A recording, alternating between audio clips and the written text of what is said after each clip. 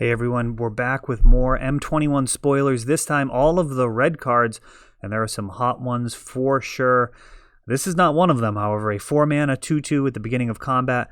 You can have target creature get +2/+0 until end of turn. Very solid in limited, giving creatures with evasion extra punch and making it particularly painful to block smaller creatures. You throw a +2/+0 on a 2 casting cost creature, and that can trade up with some of the biggest stuff in the format. So I think playable in limited, not the most exciting body, but the upside is pretty powerful, and it has a quasi haste to it as it comes out with that ability the turn that you play it pre-combat. Bolthound, a 2/2 haste for 3. Whenever it attacks other creatures you control, get +1/+0 until end of turn. Solid, aggressive creature. Haste can be difficult to calculate for, and the extra damage can certainly steal some games at pre-release weekend.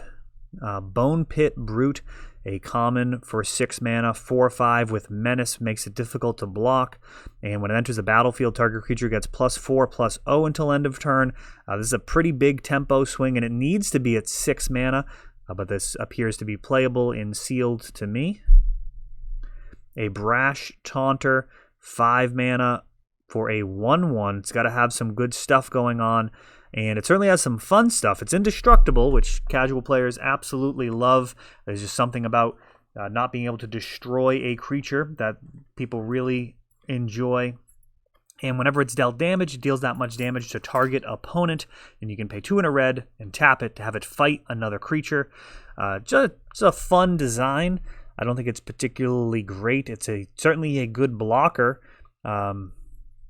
You can also push through some damage with it, and you can also ping 1/1 creatures. So overall, I mean, it seems pretty solid for limited, a little expensive, but I mean, if you don't have anything better to do with your mana, and you often don't, this could incrementally do some damage, especially if you can actually buff this guy up. Then he'd be ridiculous. You can start making this guy do like 3 damage and he's indestructible.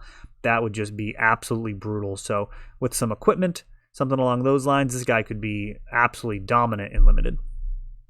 Burn Bright, creatures you control get +2/+0 till end of turn. Classic red breakthrough card. This is the type of thing where you're looking to win on like turn 5. Just play this, give all your guys +2/+0, and then swing for lethal. The fact that it's an instant means you can actually wait until after blocks to just completely blow somebody out with this. And this type of thing sees play certainly in pre-release pools. Shaundra Flame Catalyst. It's one of my favorite cards, and it's not even really in the set. At 6 mana, they gave her an extra point of loyalty over the other planeswalkers too, which is, I'm not really sure why, but that's the way they did it. +1 deals 3 damage to each opponent, so even in a multiplayer game, this can pull some weight, potentially doing, a lot more than 3 damage if you're playing 5 people. 5 opponents, you're doing 15 damage with this, and that seems like a good way to kick things off for Shaundra arriving. You can -2 her in order to cast target red instant or sorcery from your graveyard, and if it would be put into your graveyard this turn, exile it, essentially giving it flashback. There's a lot of good cards you can use with that. I don't think that this card is really a red planeswalker so much as a blue planeswalker. This to me feels like something you're going to play in blue commander decks with all sorts of good cards, and you're going to get double use out of your red instants and sorceries. But then when you do the ultimate here, discard your hand, draw 7. Until end of turn, you can play spells from your hand without paying their mana cost. Wheel of Fortune plus Omniscience, and a spicy 5-color commander deck. That is almost certainly victory, but the fun thing is it's going to be a different victory every time. You don't exactly know how it's going to play out, and there's a possibility of it whiffing, which is memorable if that ever happens. So I'm actually impressed with this card. I think it's fun. I think it's probably the best planeswalker from a planeswalker deck that we've seen ever. I mean, that's probably not that controversial a thing to say. Omniscience plus Wheel of Fortune, some pretty powerful stuff, and you only need to get 3 extra loyalty on there, which isn't even that tough in a proliferate deck. Shaundra Heart of Fire, boring old planeswalker from the actual booster packs. 5 mana, 5 loyalty, a little bit more reasonably costed and trying to impact constructed games. The +1, you discard your hand, exile the top 3, and you can play those cards until end of turn. Actually, just, yeah, until end of turn. I was going to say, that'd be really good. So that's pretty powerful when you're going Hellbent. Just plus to draw 3 is insane. If you take advantage of that discard, could also be crazy. This will probably be more likely to see play in a deck that is going to naturally play out all of its cards and then use Shaundra to reload, essentially. The +1 does 2 damage to any target. It's a lot more than 1. 2 actually adds up a lot faster.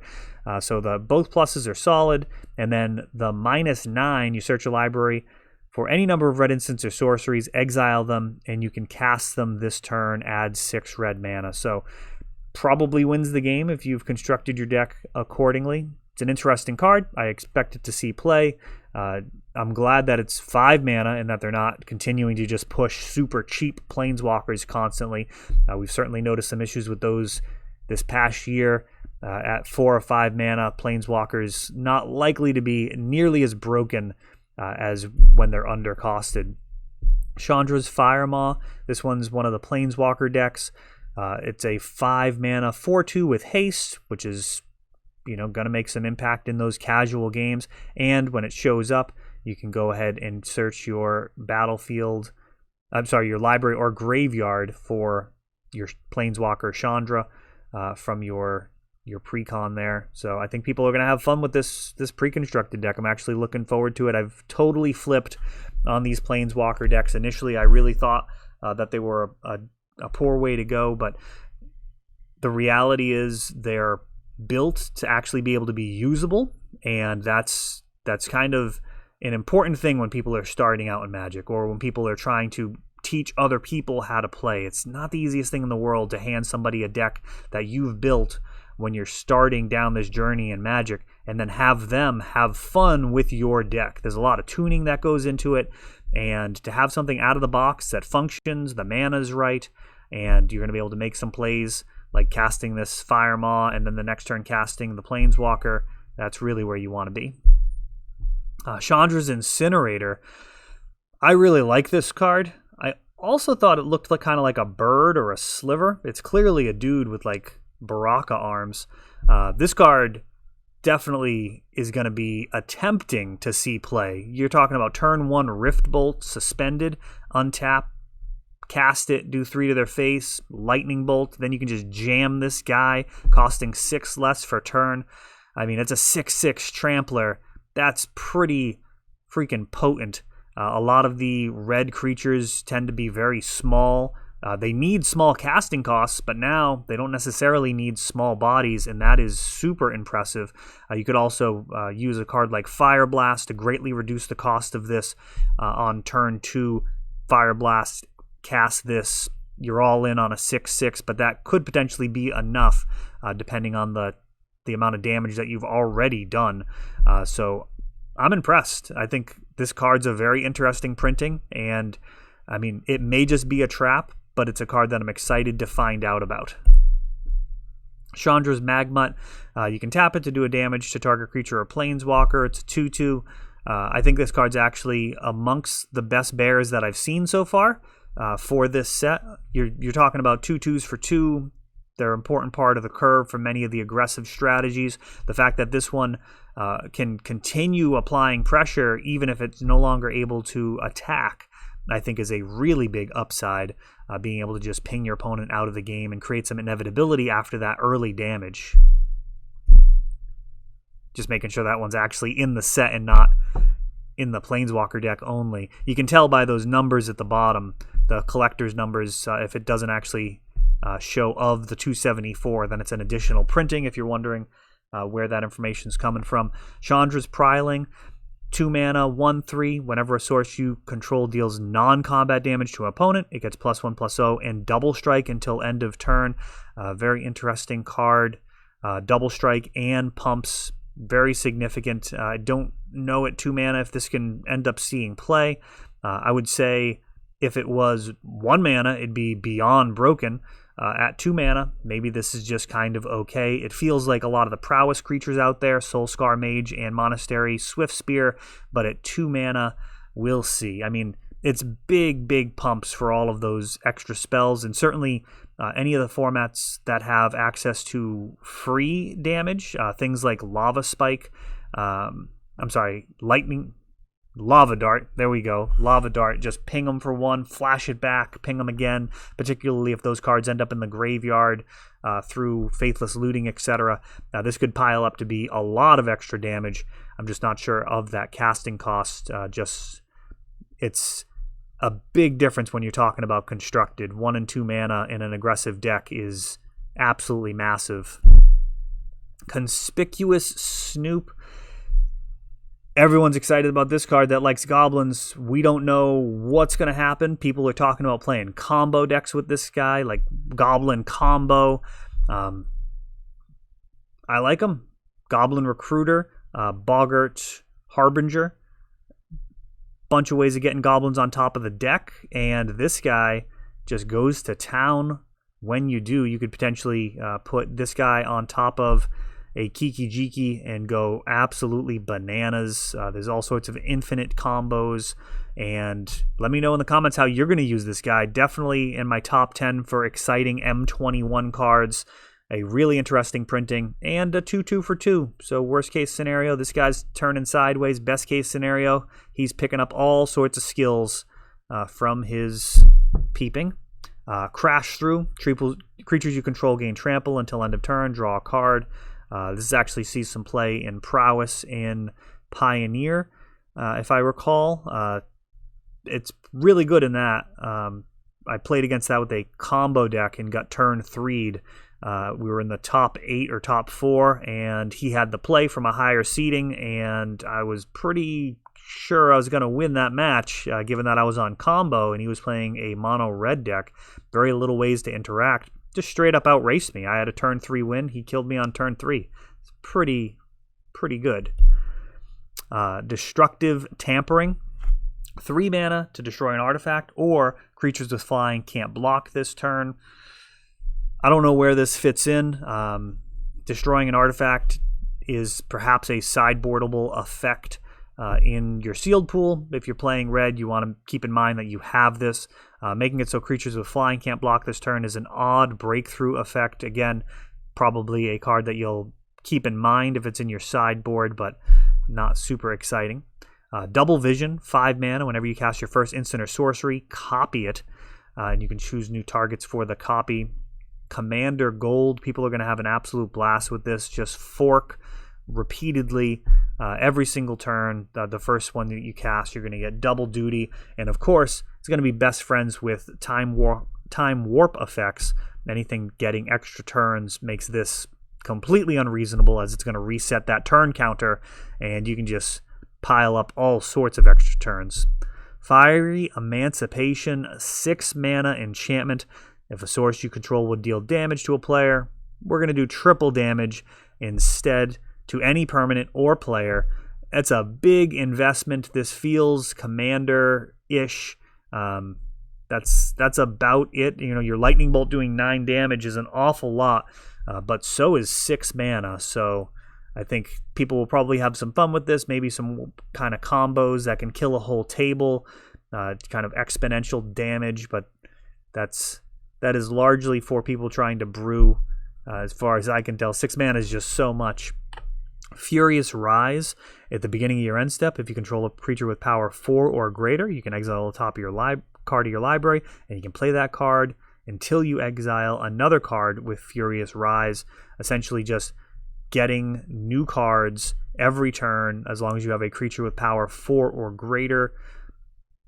Could be draw engine, could be win more. Tough to make it work. Certainly in casual constructed, this type of card is a good thing for players to get a hang of, to understand how big a deal repeated card advantage is. A lot of the time people look at a card like Dark Confidant and have no idea how it could possibly be good. That extra card a turn, is it really that big a deal? Could it ever be worth losing that much life? And it certainly is. And the fact that this doesn't have a body, not ideal. You have to have a body. It's conditional. It's 3 mana. All that said, I think casual players will probably enjoy kind of learning that lesson in Magic by crushing their opponent with card advantage thanks to a card like that. Furor of the Bitten. Enchanted creature gets +2/+2 and attacks each combat if able. It's a very aggressive card. I'm certain that people will be losing to it on pre-release weekend. Throwing this on a early drop, particularly some of these aggressive 2-drops, really brutal. You're also going to feel really bad when that creature dies, and it does have to attack, so if they can get down something with Death Touch or First Strike or any other way of effectively taking care of this, it's going to feel bad. But when it works, it's going to be fast and furious. Gadrick the Crown Scourge, a 5/4 flyer for 3, and it can't attack unless you control 4 or more artifacts, but at the end of each end step, you get a treasure token for each non-token creature that died this turn, which can add up very quickly, giving you an acceleration in your mana, also enabling Gadrick to attack. So either way, this card, it's interesting. I think it's definitely going to be a trap some of the time, but the fact that it's a 5/4 blocker for 3 isn't really the worst thing. It can block or trade with just about anything in the format. So this one feels like it will be pretty solid in Limited, despite the potential drawback there of not being able to attack. Goblin Arsonist. This guy's seen some play before in Pauper. Whenever it dies, you can do a damage to any target. That's about it. It's one of the better 1-drops, I would say. The fact that it can actually ping and take out a more valuable creature. It's a absolute nightmare versus a deck full of like 3/1s for 2, where you can just like block and kill one and then it does another damage.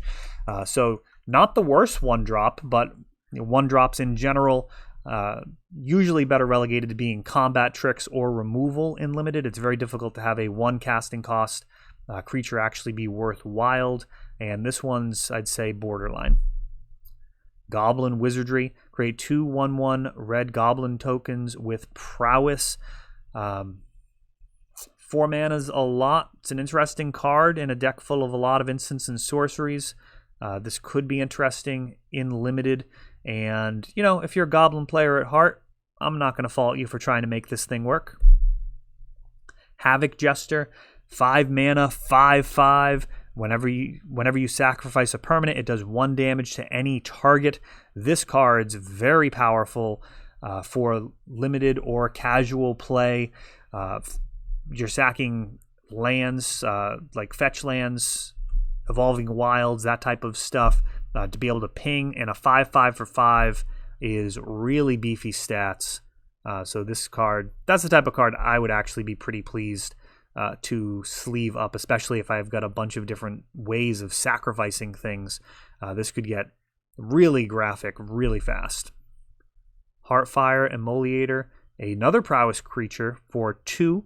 This 2/2 allows you to pay a red and sacrifice it to do damage equal to its power to a creature or planeswalker. This is a really solid 2-drop. Again, red seems to have some really good ones. The ability to sacrifice it in response to removal to kill a creature is pretty impressive, and the prowess makes attack steps really tricky. Red has some of the better removal and better responses, so this card, if you're trying to play an aggressive sealed deck or draft, I think this card's going to be very welcome. Hellkite Punisher, 7 mana, 6/6, flying. Pay a red, give it +1/+0 until end of turn.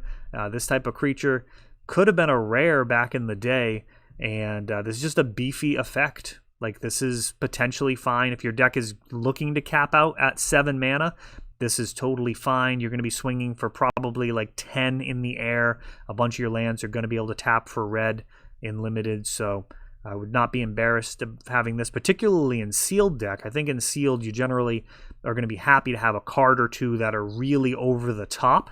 And if you do have a pool without any particularly good rares or mythics, this could substitute for that, just being something that if you draw it and you cast it, you'll go on to win on the strength of that card alone.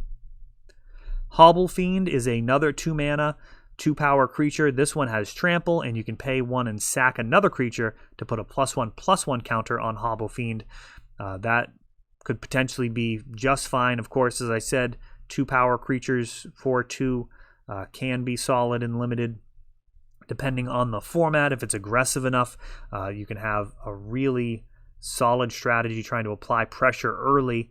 It also depends on the quality of the removal in the set, but this guy gives you a solid response to removal, and he can get out of hand too. He also can make it so it's really awkward to block him. So if they have, say, a 2/2 and you've got some tokens, or really any size creature, the combat math gets way more complicated when you can potentially grow this guy. So in some ways, this will kind of give him a type of evasion where people are not going to want to block, as it could just be a straight up card disadvantage. This guy getting bigger and then taking out their creature. Ignatius, is that right? Ignatius? Let me know how you say that. Reminds me of Iron and Blood. It was an old D&D fighting game on the PlayStation 1. Talk about dating myself. That game definitely had a character named Ignatius. Ignatius Kerr, pay 2, give it +2/+0 until end of turn, so he's garbage at 2 mana, but you start investing more, and he can potentially be aggressive. Not really the type of card I like to play in an aggressive deck. I think you want to keep adding to the board, and like you're just not adding to the board if you're paying that mana, so that card feels like a trap to me. Carol Keep Disciples. When you activate a loyalty ability of a Shaundra Planeswalker, it does 1 damage to each opponent. 4 mana, 4/3s. That's part of the Planeswalker deck. They're going to have fun using this card, particularly in multiplayer games. You'll get that extra value hitting everybody at the table, which is, you know, what a Shaundra deck should do. Kinetic Augur. A 4 casting cost, 4 toughness creature, has trample, and its power is equal to the number of instants and sorceries in your graveyard. And when it enters the battlefield, you can discard up to 2 and then draw that many cards. So at the very least, this is, well, at the very least, it's a 0/4, which is pretty terrible. This one's probably going to be difficult to make work effectively in limited, but I wouldn't be shocked if there was some type of constructed deck that makes good use of this. 4 mana, 4 toughness. Sometimes that ends up being the magic number in limited and constructed, where they can be more difficult to deal with lightning strikes and stuff, not being able to take them down. But overall, there's a lot of things that you could do here to potentially maximize how good this card can be in a deck. It's just not clear that that would be good enough for general constructed. Power and toughness equal to the number of instants or sorceries in your graveyard could be massive. I mean, you could easily get this up to 20 power in the right type of deck. It's just a question of if that's the type of thing you want to be doing when you sit down. All right, we've got a Ogre here for 3 mana, 4/2, aggressive stats. Trades up or down. You can potentially trade up to their powerful creatures, but he also runs the risk of trading down with their worst creatures. You're going to play this in your aggressive red decks. Pitchburn Devils. This type of card I enjoy a lot in sealed deck. 3/3 for 5, but when it dies, deals 3 damage to any target. It's just begging to be a 2-for-1, trading with the creature and then taking down one of those pesky blue flyers. Sanctum of Shattered Heights. We've seen the Sanctums. You can pay 1 and discard a land or shrine to deal X damage to target creature or planeswalker, where X is the number of shrines you control. For this effect, feels like you're going to need more shrines for this to be a reasonable card. And if you're discarding shrines, I'm not sure what the heck kind of format you're playing, but they want you to play with this. It feels a little forced to me. We'll see if there's more shrines that make these more interesting. But yeah, this one you actually have to pay mana to get the effect, and it's only able to go after creatures or planeswalkers, so it's not really much of a win condition. It's just kind of a grind your opponent out. Scorching Dragonfire. Removal is key to all sorts of limited decks. Deals 3 damage to a creature or planeswalker, and if it would die this turn, exile it. Not an inconsequential extra line on there. Exiling a planeswalker can be very big if they have any type of way of regrowing it from the graveyard. That'll often just be too much. Clearing a planeswalker the first time is often a big expenditure of resources. Sometimes you have to actually go into an unfavorable attack step just to trade out some of your creatures and get rid of that planeswalker, because they can really dominate the board if they're left unchecked in limited. And a 2-mana lightning bolt, totally fine, even if it can't go to the face when you're playing some limited. Shock reprint has been around for a long time. Not too much to say here. Can kill smaller creatures, can finish off larger creatures after they've taken some damage, and can actually kill players, especially with multiple copies. This is a constructed standby for the lower power formats, and not an embarrassing card at all to have in your sealed deck, especially if it's a really aggressive strategy.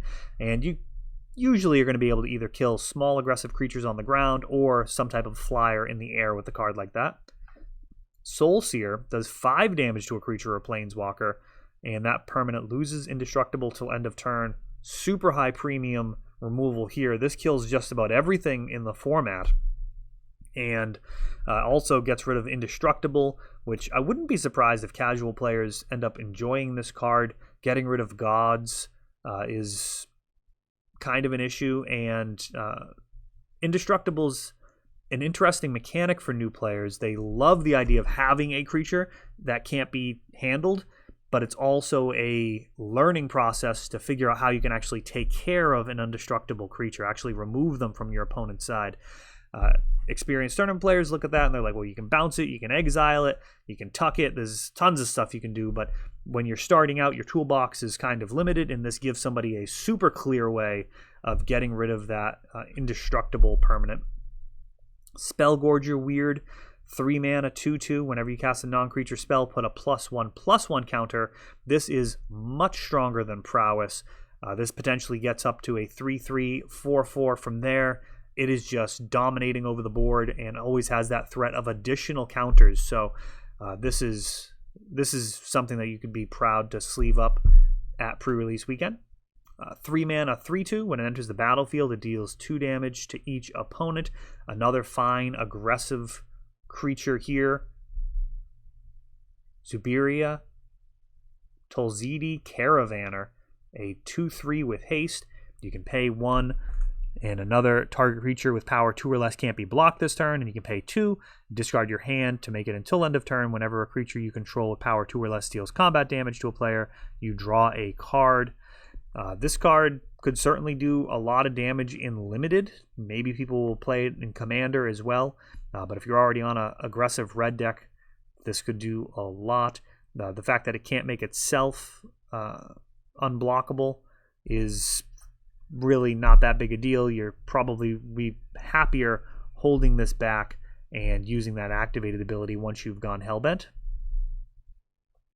Sure Strike, target creature gets +3 and first strike until end of turn. High quality combat trick.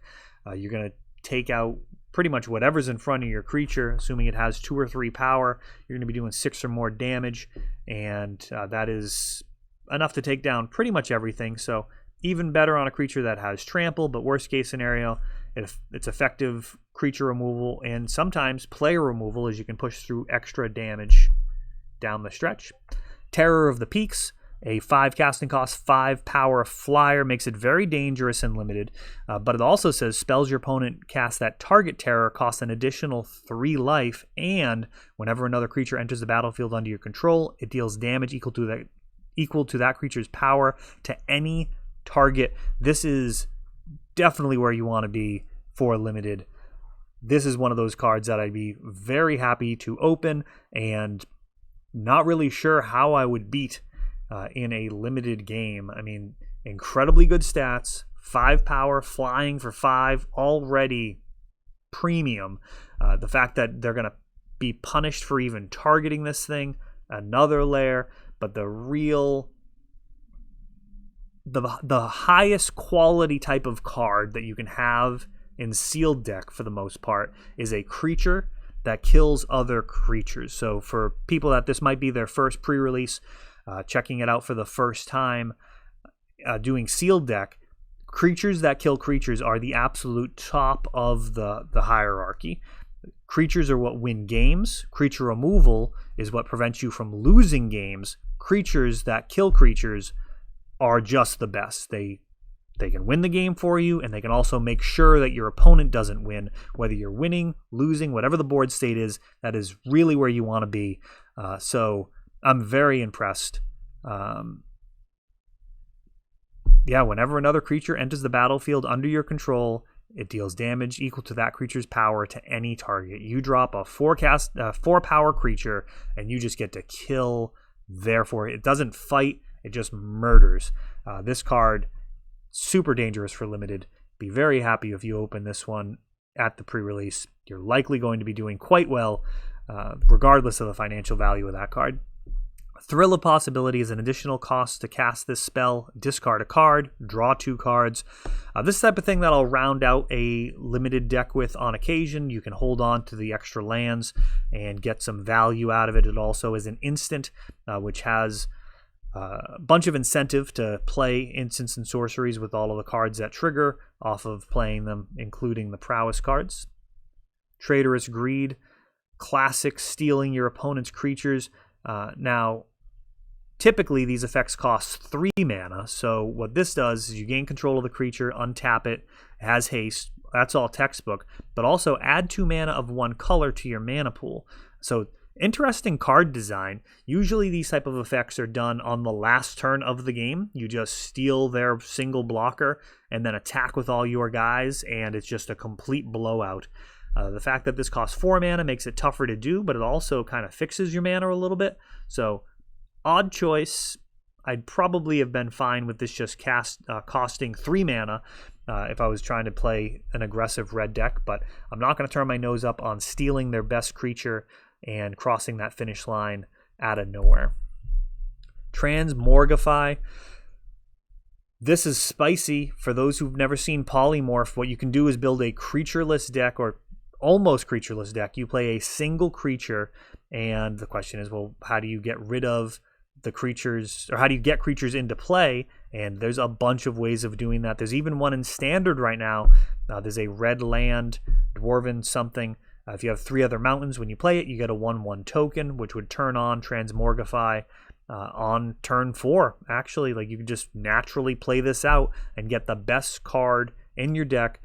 For those who haven't read it yet, exile target creature.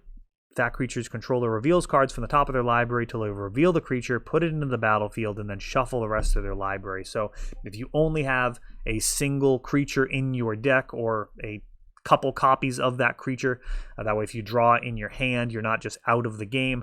This will just go ahead and find a Blightsteel Colossus or whatever the heck you're looking for out of your deck. So not exactly pre-release territory, but certainly casual play and possibly constructed. There have been polymorph decks that people have played in standard before.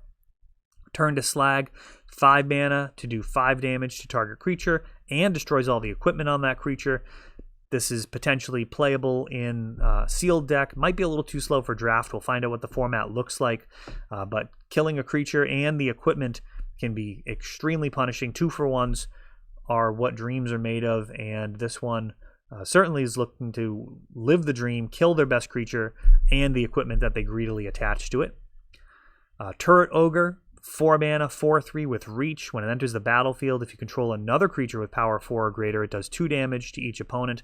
I've actually played this card. I forget which formats it was legal in, but I had several copies of this card in a particularly aggressive deck that was just brutal.